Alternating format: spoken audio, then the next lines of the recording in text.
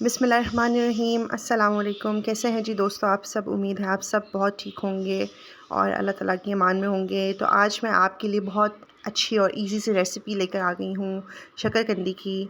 और इसको आपको ना उबालना पड़ेगा ना स्टीम देनी पड़ेगी, बस डायरेक्ट आपने इसको दम वाले तवे पे रख देना है धो के। और अगर आपके पास दम वाला तवा नहीं है तो आप नॉर्मल तवा जिस पे आप रोटी बनाते हैं वो भी यूज़ कर सकते हैं। जी हाँ। अब आपने इसको इस तरह से ढक देना है तवे को जी 10 मिनट के लिए पहले प्री हीट कर लीजिएगा। उसके बाद इसको आपने 10 मिनट के बाद छुरी या कांटे की मदद से चेक कर लेना है और फिर आपने इसको दोबारा से इसकी साइड चेंज करके आपने इसको अगेन ढक देना है और फिर आपने इसको मज़ीद 10 मिनट के लिए पकाना है। ये टोटल 25 से 30 मिनट के अंदर बन के रेडी होती है और मेरी शकरकंदी ने टोटल 25 मिनट लिए थे जिसमें वो मुकम्मल तौर पे तैयार हो गई थी। अब जी ये देखें इसका टेक्सचर कुछ ऐसा से आ गया है, बहुत खूबसूरत है माशाल्लाह। ये देखें जिसका छिलका कितने आराम से उतर रहा है और ये अभी बहुत गर्म थी इसलिए मैं इसको छुरी से उतार रही हूँ, वरना ये इजीली आपके हाथों से भी उतर जाता है।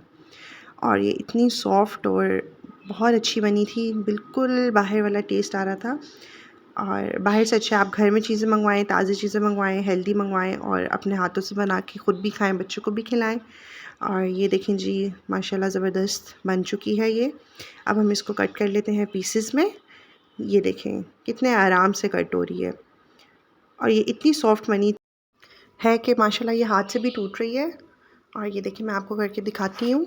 ये देखें फुल कुक्ड है, सॉफ्ट है। और ये देखें अब इसके ऊपर हम चाट मसाला स्प्रिंकल कर लेंगे।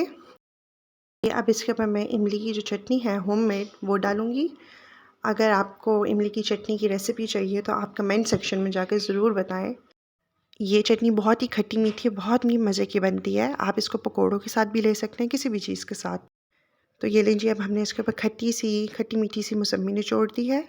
आप चाहें तो लेमन भी यूज़ कर सकते हैं। आप जल्दी से मेरी वीडियो को लाइक भी कर दें और शेयर भी कर दें और मेरे चैनल को सब्सक्राइब भी कर दें। और अल्लाह ताला हम सब के खाने में और दस्तरखान में बरकत डालें। अपना ख्याल रखिएगा जी। अल्लाह हाफ़िज़।